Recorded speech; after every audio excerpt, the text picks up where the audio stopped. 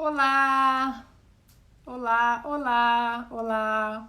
Breno, Sena, Cordeiro, Eduardo, Guilherme, Ângelo, Andressa, Austrália. Muito obrigada pela companhia de vocês, viu? Boa noite, Anelisa, Fábio, Rejane, oi. Cici, Viana, César, muito obrigada pela companhia de vocês no domingão. Renata, César, muito obrigada mesmo. Jana Ribeiro, hey, amiga linda, um beijo, querida. Acabei de mandar uma mensagem pro senhor, seu marido aí. Fala para ele me responder, Rê. Um beijo, Nath, Euclides, Alice, Fábio, Gabriela, nome lindo, Gabriela, nome do meu filho Gabriel, Leonardo. Ó, eu tô aqui com vinhozinho. Camila, esperar o pessoal chegar. João Marcelo, Rui, Jana, Fábio Faria, Maísa. Obrigada, gente. Bom, primeiro eu quero agradecer. Eu coloquei a caixinha hoje, né, pra gente fazer essa live e foram 6.000 perguntas. Eu fiquei impressionada, assim, com a voracidade e o desejo de saber, né, sobre esse Obamagate que quase ninguém tá falando, né? Oi, pessoal, Rocha. Assim, muita pergunta. A pergunta principal, né? O que vai acontecer com Obama? Esse cara cai de vez do cavalo, vai preso, mas a gente vai chegar lá, tá? Olha aqui as anotações, são 1.000 anotações aqui, porque realmente a treta é complicada. Para quem foi no meu YouTube, tem lá vídeos de 11 meses atrás, né, quando essa treta já estava começando e pouca gente falava sobre isso, mas a gente estava atenta aqui. E aí, pessoal, é isso que eu falo, da importância da gente cutucar as coisas, né? Eu acabei de sair de uma live com a minha querida ex-companheira de quadro, a Fernanda Venturini, e a gente estava falando depois, né? Vá atrás da informação. A gente escuta as coisas e no Brasil a gente ainda tem esse cacuete de repetir, né? Sem a gente verificar. Então, tudo que eu falar para vocês aqui, não acreditem piamente em mim, não. Façam o dever de casa. Vai no YouTube, vai no Google, fucem mesmo, procurem as informações fidedignas, procurem o outro lado. Então a gente tem que futucar mesmo. E os vídeos, é engraçado que muita gente me perguntou: nossa, eu fui lá ver os seus vídeos têm 11 meses, que bola de cristal. Gente, não tem bola de cristal não, tem uma coisa chamada Google e Fox News. Você vê a notícia na Fox News, você vai no Google, você vê a notícia em qualquer lugar, você checa. E foi isso que eu fiz, eu chequei. E muito do que a gente falou ali naqueles vídeos, para quem viu, agora estão virando documentos, né? Então, muito das alegações, dos indícios que a gente tinha ali há 11 meses, agora tem muita coisa que a gente já pode bater o martelo, porque viraram documentos, são documentos oficiais que já estão no processo de investigação, e é isso que eu vou falar com vocês hoje. Então, quem sabe que quando eu falo do Obamagate tem que ter o que na mão? Ó, caneta e papel, porque é confuso. Eu tô pensando em fazer um organograma bem grande sobre toda a história, que vem lá de trás, desde das mensagens de textos entre o Peter Strzok e a Lisa Page, desde o dossiê Steele. Eu tô pensando em fazer um organograma para vocês entenderem bem, visualizar a teia de aranha que se tornou o Obamagate. Porque o Obamagate, gente, na verdade, toda a história de conluio com a Rússia, aquela coisa toda, Rússia, a investigação durante 2 anos e meio, isso saiu ali do Obamagate. Foi um branch, foi uma perninha ali, um braço do Obamagate, e que hoje a gente vê que, pelos documentos que a gente tem acesso já, o meu telefone tá mega devagar, porque o que eu baixo de arquivo do governo, da Casa Branca, do FBI, da corte não sei da onde, e como eu quero colocar para vocês nos stories, fica tudo no meu celular. Bem, vamos lá. Quem pegou caneta, pegou. Quem não pegou, corre lá e pega, que eu vou dar uma recapitulada nos meus últimos stories. Lembrando que tudo que eu falar aqui que ainda eu não coloquei nos stories, eu vou colocar, tá? Então não se preocupem não, que eu vou voltar lá, eu vou colocar, porque olha o que acontece. Quando eu faço os stories sobre o Obamagate, eu tenho um organograma aqui na minha cabeça e eu vou fazendo. Só que quando entra algum detalhe importante, eu tenho que visualizar todas as fotos do Instagram e mexer direitinho para que fique numa sequência que fique bem mastigadinho para vocês. E mesmo assim, quando vocês entrarem nos stories do Obamagate, pega a caneta, pega o papel, até pra gente aqui é complicado, é um vai e volta danado. Então, olha só, eu vou começar ali do final dos meus stories. Trump é eleito em 2016. Investigação sobre muita gente ligada à campanha dele começou em julho de 2016.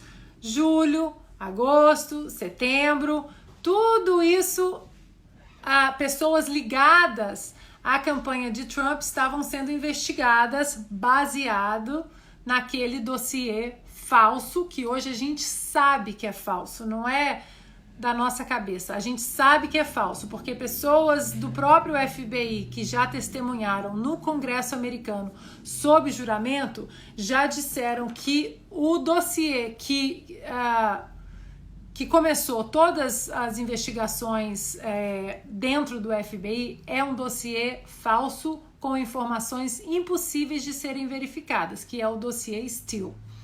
Esse dossiê foi usado para quê?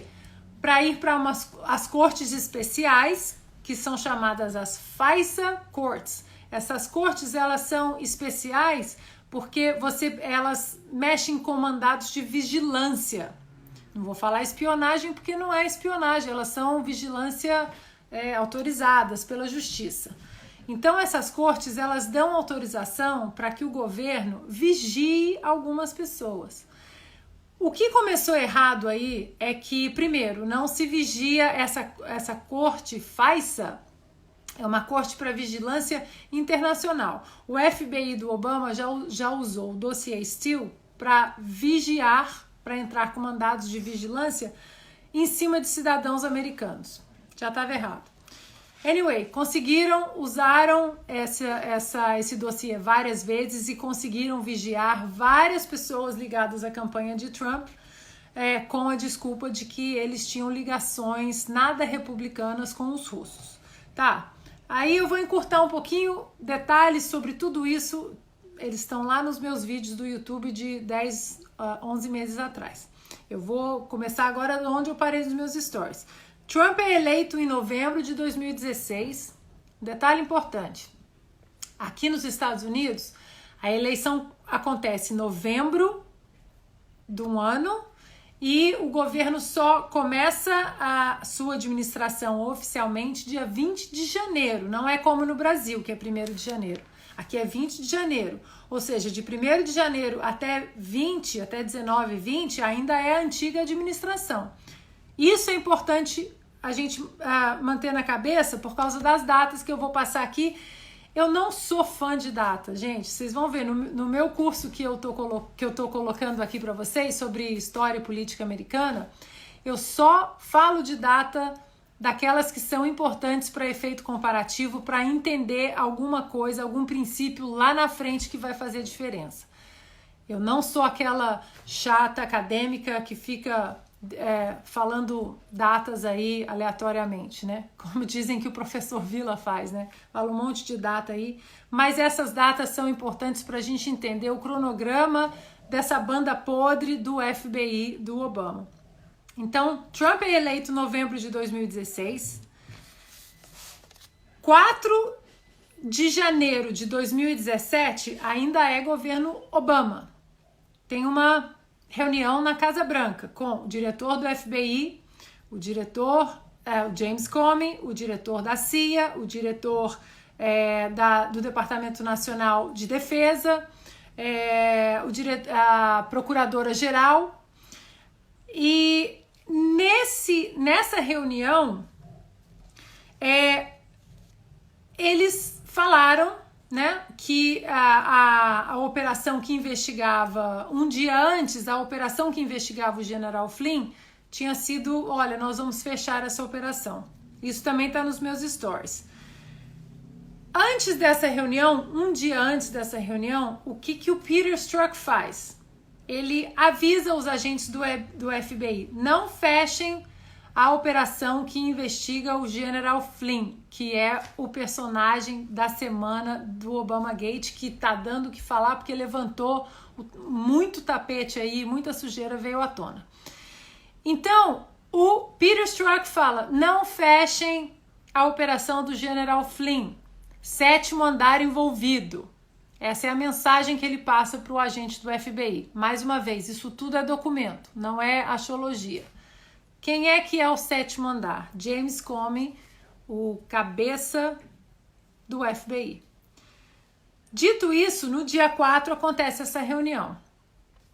Aí no dia 4, com essa patota toda aí, eles decidem interrogar o general Flynn mais uma vez, não fechar a investigação sobre ele e interrogar o general Flynn mais uma vez, tentando, o Comey coloca para quem estava ali a grande ideia de falar, a gente pode falar do Logan Act, que eu expliquei para vocês vão ter que ir lá nos stories, porque é um pouquinho complicado, mas quem acompanhou vai entender. Ele fala, vamos encaixar o general Flynn no Logan Act. Porque o general Flynn, logo que o Trump foi eleito em novembro de 2016, o Trump já convidou imediatamente o general Flynn para ser o chefe, o diretor da agência de defesa dele. E ele, como já estava entrando no governo, ele fez algumas ligações para alguns diplomatas. E entre esses diplomatas, o embaixador russo, Kislyak, em Washington. O James Comey, lá na reunião com a Casa Branca, fala, ele fez a ligação com o embaixador russo. E o Logan Act, de 1798, de um pacote bizarro lá do John Adams, diz que nenhum cidadão americano pode conversar com outros agentes estrangeiros sem a anuência do governo. Para vocês terem uma ideia, esse Logan Act, ele nunca condenou ninguém em toda a história americana. Pois bem, isso acontece dia 4 de janeiro de 2017. Dia 5 de janeiro de 2017, olha, o Washington Post está sabendo que o general Flynn está sendo investigado. Mais uma vez, o vazamento nada republicano ali. O que eles combinam? Vamos entrevistar agora o general Flynn baseado e vamos colocar ele contra a parede no Logan Act. Essa interrogação acontece, esse interrogatório acontece dia 23 de janeiro de 2017. Quem que o James Comey manda? Peter Strzok e o Piętka, esses dois agentes do FBI. Agora eu tenho que fazer um parênteses importante aqui. Todo interrogatório do FBI tem um documento que se chama 302, que é o 302. Esse documento nada é do que a transcrição do que aconteceu ali na reunião. Eu e o fulano entrevistamos o Beltrano e nós perguntamos isso, ele respondeu isso. Importante a gente falar sobre esse 302, porque todo interrogatório que o FBI faz, eles têm 5 dias úteis para entregar esse 302, esse 302, para ser colocado, anexado na investigação. Pois bem, desse interrogatório com o general Flynn, até hoje, o 302 não apareceu. Não existe. E existem mensagens de texto entre o Peter Strzok, que interrogou o general Flynn, para a amante dele, a Lisa Page, dizendo isso semanas depois do 23 de janeiro, ele dizendo: e agora eu vou ter que refazer o 302, eu agora vou ter que adicionar algumas coisas. E essas mensagens são documentos oficiais. Por que nós sabemos? Porque todas essas mensagens foram trocadas de telefones oficiais. Então a gente tem acesso a isso. Bom, até aqui é isso. Né? Vocês entenderam onde eu parei nos meus stories, né? Vale outra coisa salientar também. Esse interrogatório não foi um interrogatório formal. Normalmente, quando o FBI precisa mandar alguém para conversar com qualquer membro do governo, existe toda uma burocracia, um rito para chegar naquela pessoa. O James Comey já falou abertamente numa entrevista, a gente tem vídeo disso, que ele falou: não, eu resolvi pular todas as etapas burocráticas e mandei 2 agentes falarem com o general Flynn como se fosse uma conversa normal. Mas não era, eles chegaram lá e tomaram nota de tudo. Peraí, deixa eu subir aqui arrumar aqui o meu celular. Bom. Agora eu vou entrar nas perguntas de vocês, porque as perguntas de vocês são muito interessantes. Elas vão para um caminho de construção dos meus stories. Vou tomar um golinho do vinho aqui. Vamos lá. A primeira pergunta, eu achei que eu separei, que eu vou começar com ela. A Emily perguntou assim: por que muita gente se engana com o governo Obama até hoje? Bom, primeiro, os esquerdistas dominam a mídia americana, 90% da mídia americana tem viés esquerdista, e quem fala assim, não existe esquerda nos Estados Unidos, você faz: existe esquerda sim. E agora a esquerda daqui, dentro do Partido Democrata, existem 2 esquerdas, uma muito radical, assim, de deixar o pessoal corado, de deixar o pessoal super orgulhoso. Uma mais moderada, uma bem PSDB, ali social-democrata, mas existe esquerda aqui sim. Então, o que acontece? Os liberals, que a gente tem que saber, toda vez que você vê uma tradução no Brasil, os liberals dos Estados Unidos não é a tradução liberal que a gente usa no Brasil. Liberal que a gente usa no Brasil é o liberal clássico, a tendência para o conservador, para o governo enxuto, para um Estado mínimo, para o liberalismo econômico, abertura de mercado. Aqui, quando você fala um liberal, é um esquerdista. Então aqui a mídia liberal, ela é muito grande, ela é muito potente. CNN, Washington Post, New York Times. Então, quando alguém mandar falar para você: eu li no New York Times, você fala: tá bom. E a mídia conservadora, ela tem a Fox News e ela domina o rádio. Isso é uma questão importante que quem dera se a gente tivesse no Brasil alguma coisa assim. O rádio é dominado pela direita aqui. E muita gente, como Hannity, Mark Levin, todo mundo veio do rádio. Dennis Prager, todo mundo veio do rádio. Então, basicamente é isso. Por que muita gente ainda se engana com o Brasil, com o Obama no Brasil e aqui? Porque a mídia é dominada por esquerdistas. E o que acontece no Brasil? É copiar e colar. Você vê Globo News, agora a própria CNN Brasil copia e cola. De onde? New York Times, Washington Post, de todas essas mídias esquerdistas. Aí, achei aqui uma pergunta muito importante que faz parte de todo esse loop do General Flynn. Ana, o General Flynn foi a Larissa. General Flynn, ele mentiu 2 vezes em depoimento e depois se declarou culpado.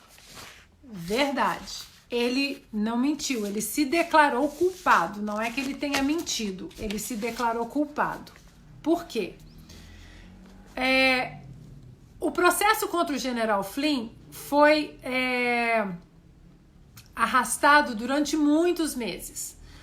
Ele tinha deixa eu ver aqui a anotação que eu peguei aqui. Ele pegou uma equipe de uma firma chamada, a firma do Eric Holder, e ele já devia $6 milhões para esses advogados para ser defendido nesse processo todo de investigação. Ele estava quebrado, ele não tinha mais onde cair morto, e essa firma do Eric Holder, o Eric Holder, ele foi o procurador-geral na época do Obama.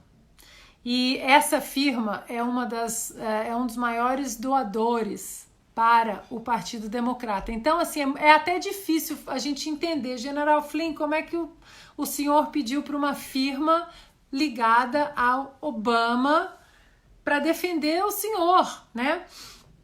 E ele com uma conta caríssima, né? Altíssima, de 6 milhões. O governo segurou informações exculpatórias dele, ou seja, informações que eram essenciais para que ele pudesse ser livrado das acusações. O governo segurou isso.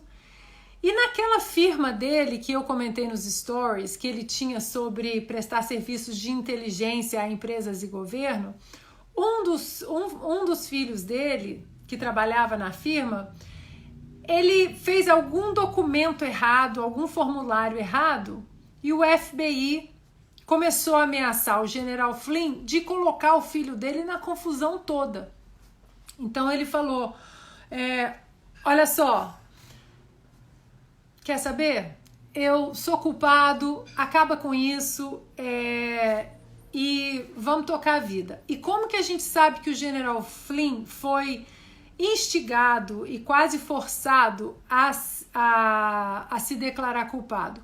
Porque hoje também documentos oficiais, existem umas anotações de próprio punho, mas que viraram documentos oficiais já no processo, de agentes do FBI, onde eles falam, são os hand notes, onde eles falam, a gente tem que arrumar alguma coisa para incriminar o General Flynn. Ou seja, na verdade o FBI, eles não estavam investigando um crime. Eles estavam tentando achar uma forma de criar um crime. Aí você pergunta, poxa, mas o que esse Obama tem contra o General Flynn? O cara, 33 anos servindo ao país, alta patente, participou de operações super secretas no Afeganistão e serviu tanto o país. Por que o Obama ia fazer isso? O General Flynn, ele trabalhou no governo Obama. Mas em 2011, 2012, o General Flynn, eu não sei se vocês vão lembrar, tá vendo como tem que ser um parênteses, dentro de um parênteses, dentro de um parênteses? O General Flynn, quando trabalhava no governo Obama, ele foi contra, absolutamente contra, 100% contra o acordo que o Obama estava assinando com o Irã. E isso, hoje a gente vê documentos internos. Mas publicamente, assim que o Obama anunciou que ele ia tirar as tropas americanas do Iraque, o general Flynn também foi contra. Ele falou, olha, se as tropas forem retiradas de uma vez só, é muito perigoso, porque vai abrir um vácuo que a Al-Qaeda ainda não está extinta. Vai abrir um vácuo e vai entrar outro grupo ali. Como o Obama anunciou de antemão quando que ele ia retirar as tropas americanas, o que o hoje Estado Islâmico fez? Sentaram, falaram, beleza, a gente espera você sair. Assim que o Obama retirou as tropas americanas, o Estado Islâmico apareceu. Então, é muito seguro dizer que a criação forte, estruturada do Estado Islâmico tem um dedo do Obama, porque ele retirou as tropas de uma maneira inconsequente, rápida, sem programar. E hoje a gente tem acesso a documentos de 2012, onde o general Flynn critica muito essa retirada dessas tropas. Então, depois que ele fez isso, ele foi a público, ele foi, vazaram o general Flynn da administração Obama e ele foi a público dizer, eu não concordo, isso aqui vai criar um problema mais grave e maior daqui a pouco. E ele estava certo. O cara é um general que está acostumado, a todas essas operações, a toda aquela leitura geopolítica ali no Oriente Médio, e ele falou, vai criar um problema. Então, ele, depois que ele saiu ali da administração do Obama, ele ficou com um alvo, nas costas. Bom, isso aí a gente passa, foi um parênteses dentro do parênteses sobre o porquê que o general Flynn ele admitiu culpa ali. Aí, agora, uma outra pergunta. Eu vou ler as perguntas aqui primeiro, depois eu leio as de vocês aí, tem umas outras coisas aqui pra gente ver. Qual a condição, a Mônica Basoli, qual a condição do general Flynn agora de ser reconduzido ao cargo? Olha, é possível. Agora, olha a loucura que está acontecendo aqui, que isso também a nossa imprensa no Brasil não vai falar. Os procuradores do caso do general Flynn chegaram para o juiz em questão e disseram o seguinte, a gente está dismissing the case, a gente quer abandonar o caso e encerrar o caso e não prosseguir com as acusações ao general Flynn. Estados Unidos contra general Flynn. Dismiss. Tem um general, aí é que a gente, um juiz, e aí é que a gente fala, do ativismo do judiciário. Eu escrevi alguns textos sobre isso. Thomas Sowell fala muito isso também naquele Os Intelectuais e a Sociedade, do ativismo do judiciário. Tem um juiz aqui, que o nome dele é o Judge Sullivan, que ele falou, não, vocês não vão drop the charges, vocês não vão dismiss the case, vocês não vão encerrar.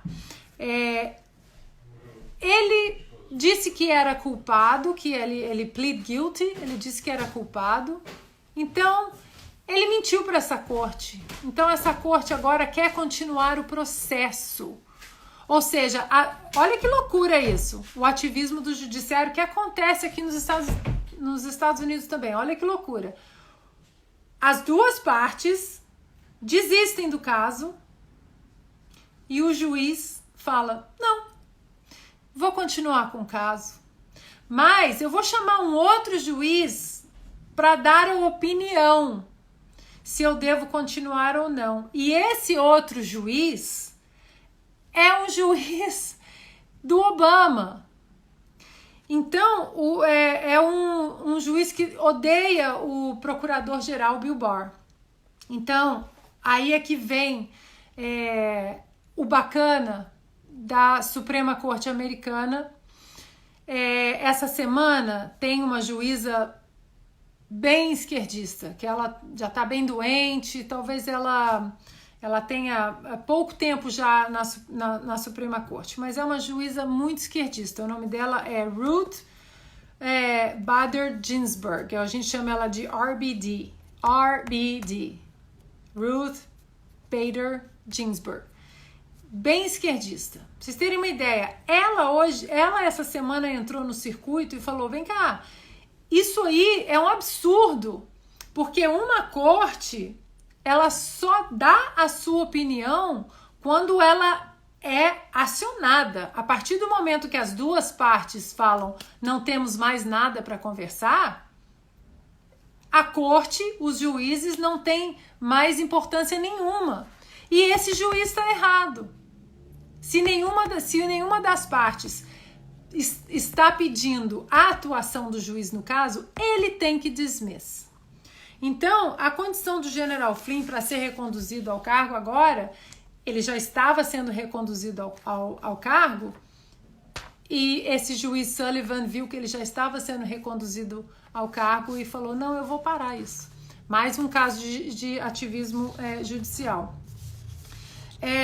Aí a gente vai entrar agora, o Tato me perguntou o seguinte, é possível que o Obamagate acabe com a chance de Biden ganhar? É possível. É possível. Até porque a gente vai entrar, assim que passar esse Covid, que passar essa pandemia, né, que não sei se vai passar tão cedo, mas vai dar uma amortizada, a gente vai entrar nos debates, e aí, gente, buckets, baldes e baldes de pipoca, porque vai ser muito interessante ver o Trump debatendo com o Biden em 3 frentes. Primeiro, que o Biden não está conseguindo colocar duas frases juntas. E segundo, tem 2 coisas que o Biden vai ter que levar, que é uma acusação recente de estupro de uma ex-funcionária do Senado, quando ele era senador em 1983, e essa acusação está cheia de detalhes e pessoas, inclusive da época, dizendo, ela me contou na época, o irmão, 2 amigas. Ele vai ter que carregar isso para os debates e o Trump vai explorar isso. Na verdade, são 3 coisas. A segunda é o esquema de corrupção na Ucrânia do Burisma, googlem, Burisma Hunter Biden, que é o filho do Biden, que é acusado de um esquema de corrupção gigantesco de uma empresa de gás na Ucrânia, que é onde ele, sem ter a menor expertise, sem ter a menor experiência em combustíveis e empresas de combustíveis e de gás, que é essa Burisma, o filho do então vice-presidente Joe Biden foi contratado como diretor e ele ganhava de 50 a 80 mil dólares por mês. Então, olha, outro parênteses. Então, isso é uma coisa que a gente tem que prestar atenção também. E agora, a gente tem mais um detalhe que aconteceu há 2 dias e essa informação é mega, ultra fresca. Buckle up. Toda a investigação aqui nos Estados Unidos, o nome do cidadão investigado, ele é masked, ele é tampado. Quando um oficial vai aos arquivos do FBI para ver quem está sendo investigado, o nome é fechado, ninguém sabe. O oficial vai saber, essa investigação é sobre isso, em tal lugar, e essa é a data, e o fulano, ninguém sabe. Para você querer saber quem é essa pessoa que é masked, você tem que ser um oficial do alto escalão e você tem que deixar a sua digital. Eu, Ana Paula Henkel, vim aqui saber quem é o nome dessa pessoa que está sendo investigada. Pois bem, o General Flynn, quando ele estava investigado, o nome dele vazou para a imprensa. E aí todo mundo ficou, meu Deus, como que vazaram o nome do cara se essa investigação é ultra secreta? Joe Biden foi à televisão e disse, nunca fiquei sabendo dessa investigação. Lembrem que naquela reunião da Casa Branca, no dia 4 de janeiro de 2017, que estava o diretor do FBI, o Obama, diretor da CIA, a procuradora-geral, o Biden também estava naquela reunião. E foi naquela reunião que o diretor do FBI disse: calma, não fecha a investigação no Flynn que eu tenho uma ideia. O Biden disse recentemente que ele não sabia de nada. Há 2 dias foi revelado os nomes das pessoas que pediram para unmask, ou seja, tirar o sigilo do nome daquela investigação sobre o general Flynn. E adivinha quem é um dos nomes? Joe Biden. Então a pergunta é: o que ele estava tão interessado? Por que ele mentiu em uma entrevista agora que ele não sabia de nada? Se ele não sabia de nada, como que o nome dele está registrado como uma pessoa, como um dos oficiais que quis saber quem estava naquela investigação Crossfire Razor? Quem viu os stories vai saber. Aí, vamos lá. Uma outra pergunta aqui. Onde tem uma prova incontestável do Obamagate? Ninguém está acreditando. Vamos lá. Nós temos 2 provas. Essas provas também são documentos, tá? Uma prova em agosto de 2016, a Lisa Page manda uma mensagem para Peter Strzok e diz o seguinte: POTUS wants to know what we are doing. POTUS, que é President of the United States, o presidente quer saber tudo o que estamos fazendo. O presidente, em agosto de 2016, era Obama, ainda não era o Trump. Então, essa é uma prova de que ele já estava querendo. Essa é uma. A segunda prova, essa reunião da turma na Casa Branca, no dia 4 de janeiro de 2017, com todo mundo, tinha uma pessoa nessa reunião, o nome dela é Sally Yates. E ela era a procuradora-geral do Obama, a Attorney General do Obama, Sally Yates. Fizeram uma reunião, dentro ali da reunião, a Sally Yates, o Obama, o James Comey e o Clapper, da CIA.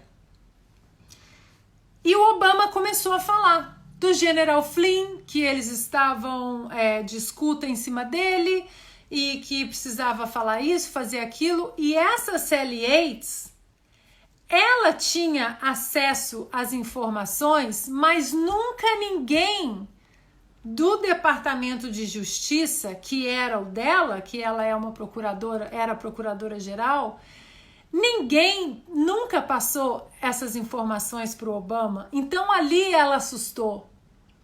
Ela falou: mas como o Obama sabe disso tudo? Não foi passado para ele. Como que a gente sabe que ela se assustou? E ela ficou muito surpresa que o Obama sabia de tanta coisa. Ela foi chamada para depor no Congresso americano e, sob juramento, ela disse que ficou muito surpresa que o Obama sabia de muita coisa do Departamento de Justiça que ele não tinha sido brifado. Então essa é uma segunda evidência muito forte de que o Obama sabia de tudo. E a terceira evidência é que nessa lista de pessoas que queriam unmask o nome do General Flynn, está o nome de Dennis McDowell. Mas quem é Dennis McDowell? É o chefe de gabinete do Obama. Então, falar que Obama não sabia do que estava acontecendo, e vale a gente lembrar que antes da reunião, dessa reunião que estava o Obama, a Sally Yates, e o Comey, e o Clapper, e o Brennan, e a Susan Rice, a parte que investigava o General Flynn dentro da Crossfire Hurricane, disse: encerra essa investigação, que o General Flynn não tem nada. Vamos seguir a vida, o cara tá limpo. E nessa reunião, o James Comey falou: não, peraí, tem uma ideia. Ou seja, a gente, sabe o que a gente vê aqui?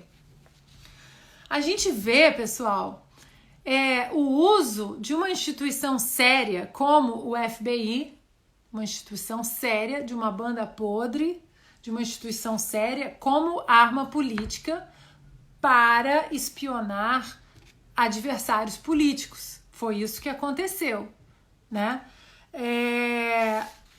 E isso é muito grave, porque é abuso de poder. Primeiro que ele foi em cima de cidadãos comuns, né? Ele mudou a vida. Tem gente que hoje não tem nem casa mais, porque teve que vender para pagar advogado. E é muito sério, né? É uma instituição muito grande. Aí, vamos lá. Isso vai interferir nas próximas eleições? Olha, eu acho que sim. E aí, agora eu vou dar uma opinião minha. Mas, Ana, e alguém me perguntou aqui também, por que só agora isso veio à tona? Já está no finalzinho ali do mandato do Trump, por que só agora? O Trump teve 3 anos para levantar isso tudo. Primeiro, o Trump estava no meio de um furacão de conluio com a Rússia, que ele tinha que se defender. Logo depois que saiu o Mueller Report dizendo, olha, não tem conluio com a Rússia, não tem nada, vambora. O que aconteceu? Arrumaram aquele impeachment sobre a ligação da Ucrânia. Então, para a administração Trump, eu entendo que seria muito ruim, no meio de um processo de impeachment, ele querer distrair e aparecer que ele estava querendo sair de um processo de impeachment que ele tinha culpa. E eu acho que tem um outro ponto também, que eles empurraram o máximo, o mais perto das eleições americanas que eles puderam. Ninguém contava com essa pandemia, né, com a Covid, mas a gente sabe que tudo agora pode influenciar. O Pedro me perguntou assim, o Obama pode ser indiciado por qual crime? Olha, e se ele pode ser preso? Muita gente perguntou se o Obama podia ser preso. Eu acho muito difícil o Obama ser preso, de verdade, muito mesmo. Eu acho que, a não ser que essas pessoas todas envolvidas, todas abram o bico e resolvam entregar tudo, tinha que ser um perfect storm muito, muito grande para isso acontecer. Mas ele pode ser indiciado por abuso de poder. Isso aí é uma coisa que não é impossível. O Cirilo Oliveira me perguntou, Ana, qual é nesse momento a posição do Obama nesse escândalo? Ele disse algo? Não. Ele não disse nada sobre o escândalo. O que ele está fazendo ele quebrou um protocolo, um protocolo mesmo que os ex-presidentes americanos têm aqui, que é de não falar muito sobre a atual administração. Eles não ficam dando pitaco, como num país da América do Sul. Eles não falam, eles ficam na dele. E ele agora, essa semana, resolveu quebrar o protocolo. E ele não falou absolutamente nada sobre o Obamagate, mas ele falou sobre a pandemia. O Trump é muito ruim, que isso, que aquilo. Então a gente está presenciando, está testemunhando que ele está tentando se defender de alguma maneira, mas com um ataque a essa administração. O Carlos me pergunta, Carlos Rodrigues, Obamagate já é inquérito, processo ou ainda só investigação? Ainda só investigação. Aí tem um nome de um cara que é John Durham, que ele é um procurador do estado de Connecticut, que ele foi colocado no circuito exatamente para investigar isso tudo ali fora do Departamento de Justiça. A Fabi me pergunta, você acredita que eles vão conseguir abafar isso na mídia por quanto tempo? Olha, Fabi, conseguir não vão conseguir, né? Agora, de novo, aqui nos Estados Unidos a gente tem a Fox News, a gente tem as rádios que falam disso o tempo inteiro, que colocam esses documentos.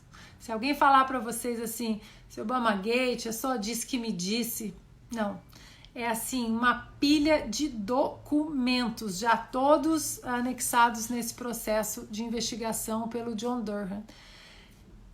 A gente tem acesso a esses documentos, então aí eu jogo a bola para vocês para colocar o máximo de luz exatamente nesses documentos no Brasil. Vamos lá.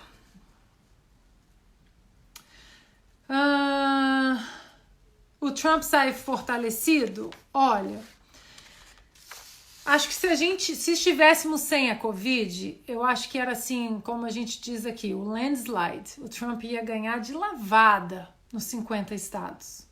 Ia ganhar fácil. Com a história do coronavírus, eu não sei até onde alguma narrativa porca de que ele não esteja fazendo nada, de que não sei quantas mil pessoas morreram por culpa dele. Eu não sei até onde as pessoas podem acreditar isso. Mas tem uma coisa interessante para a gente observar.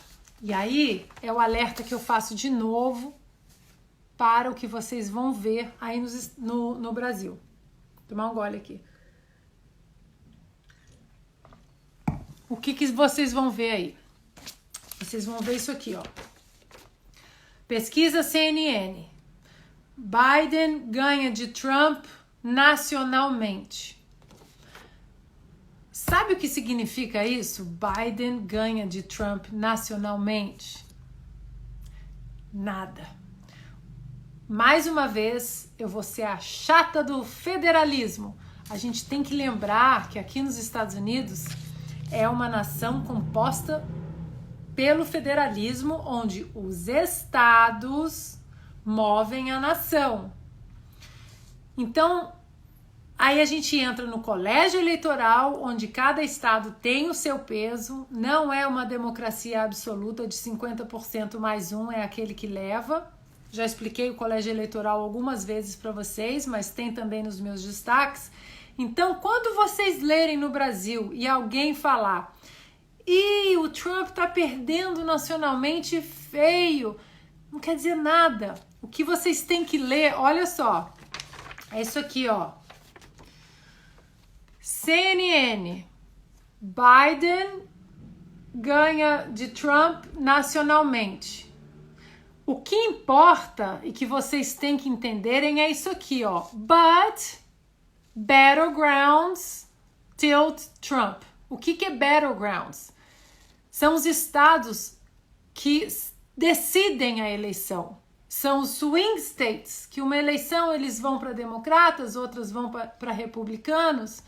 Então, é isso aqui que vocês têm que olhar. Quando vocês verem, o Trump está perdendo nacionalmente, isso não vale nada. Essa pesquisa não vale nada. Tem que olhar a pesquisa de cada estado. Aí eu falo para vocês, vão num site chamado Real Clear Politics. Real Clear Politics. Esse site dá ali todos os estados, individualmente, como que o Trump está se saindo. E o interessante desses battleground states é que foi perguntado, em termos de economia, em quem você votaria? No Trump ou no Biden? E o Trump vence, quando o assunto é economia, de 54 a 42. Ou seja, o Trump tem esse aspecto de CEO, de um homem de negócios, e que vai restaurar a saúde econômica, que está em frangalhos aqui. São 30 milhões de desempregados, e isso vindo de uma economia superaquecida. Com os menores índices em janeiro, nós tivemos os menores índices de desemprego, alguns da história, outros desde 1969. Ou seja, a gente tinha muita gordura para queimar aqui e hoje a economia está em frangalhos. Então, essa pesquisa é importante para o Trump, porque dá um norte para ele, que a campanha dele ele tem que bater no quê? Em ressuscitar a economia, como ele vai fazer isso. E nessa pesquisa, nos battlegrounds, nos estados, ele vence de 54-42. Me perguntaram também se o Peter Strzok e a Lisa continuam no FBI. Não, eles já estão fora. E eu acho que... e uma coisa que eu quero mostrar para vocês. Onde que o General Flynn virou esse jogo? Existe uma escritora, uma advogada, o nome dela é Sidney Powell. E ela escreveu um livro chamado Listens to Lie. É esse aqui, ó. Listens to Lie.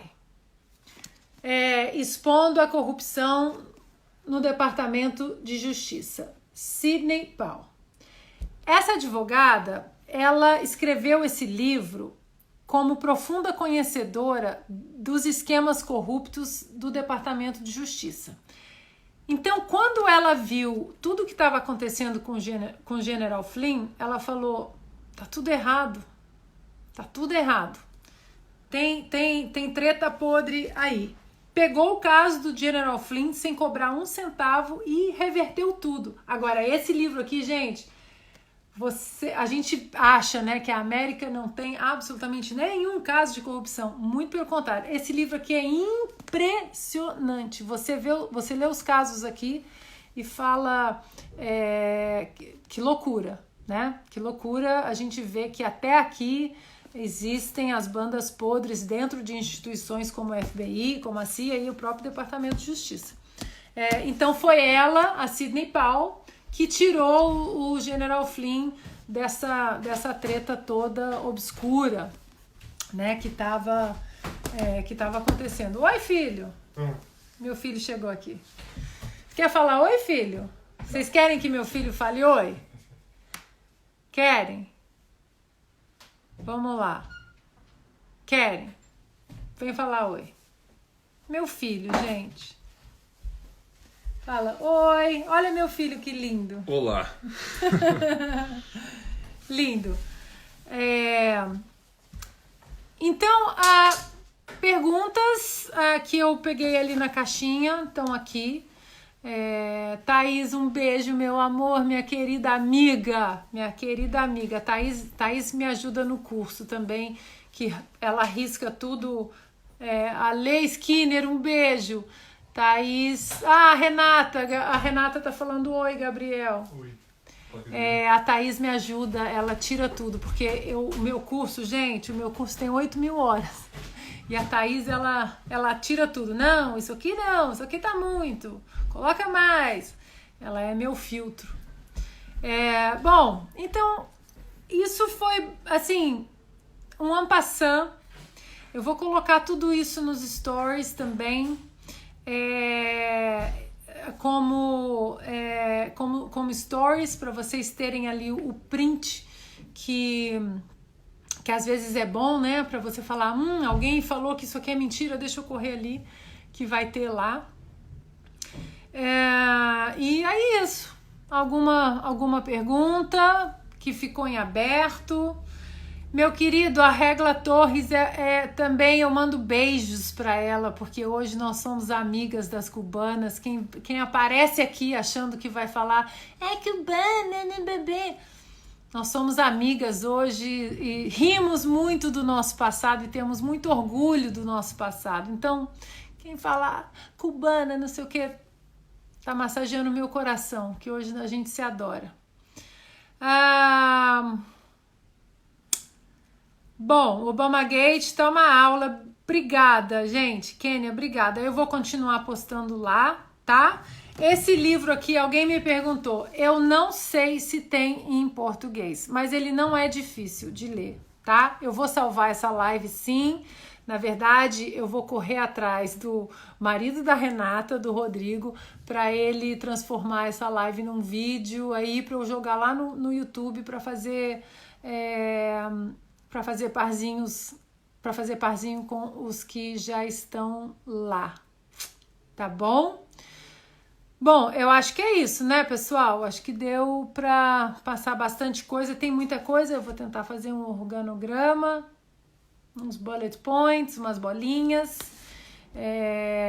E aguardem meu curso, tá? Eu tô aqui, ó. E a notícia final que eu vou dar para vocês é que eu já tenho uma data que eu vou lançar o meu curso, que não poderia ser diferente do que 4 de julho, 4th of July, dia da independência americana. Então eu vou lançar o meu curso dia 4 de julho, que é História e Política Americana, da colonização até os dias de hoje. Vocês vão ter absolutamente um material vitalício. O curso vai ficar com vocês para a vida toda. Vocês vão poder acessar daqui a 15 anos, 10 anos, vocês vão poder acessar. Eu estou filtrando muita coisa para vocês terem acesso de uma maneira muito didática, muito fácil. Nada chato. O meu curso é basicamente o seguinte: eu quero que seja uma série de TV onde vocês fiquem ansiosos pelo próximo capítulo.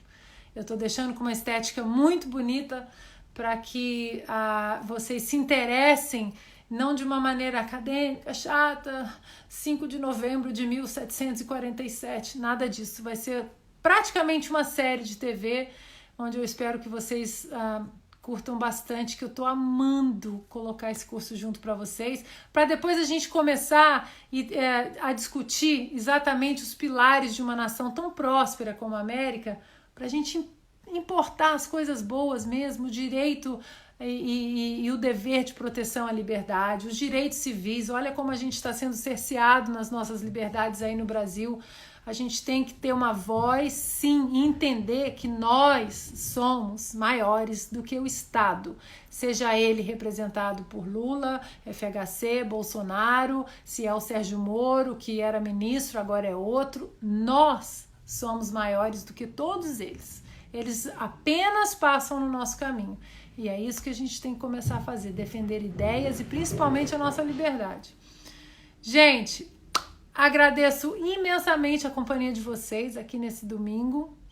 As inscrições, eu vou abrir, eu vou colocar tudo direitinho daqui a pouco. Não se preocupem, hoje a notícia é só que eu vou lançar dia 4 de julho, mas depois eu vou colocar preço, as inscrições, quando eu vou abrir o carrinho. A gente vai falar de presidentes, de pais fundadores, de Constituição, de colégio eleitoral, de sistema, de federalismo, de leis. A gente vai falar de muita coisa, tá? E vocês vão ter todo esse material forever, para sempre, tá? Um beijo, um brinde a vocês, obrigada pela companhia. Eu vou salvar essa live aqui, depois eu coloco lá no YouTube e aviso vocês, tá? Um beijão para vocês. Muito obrigada.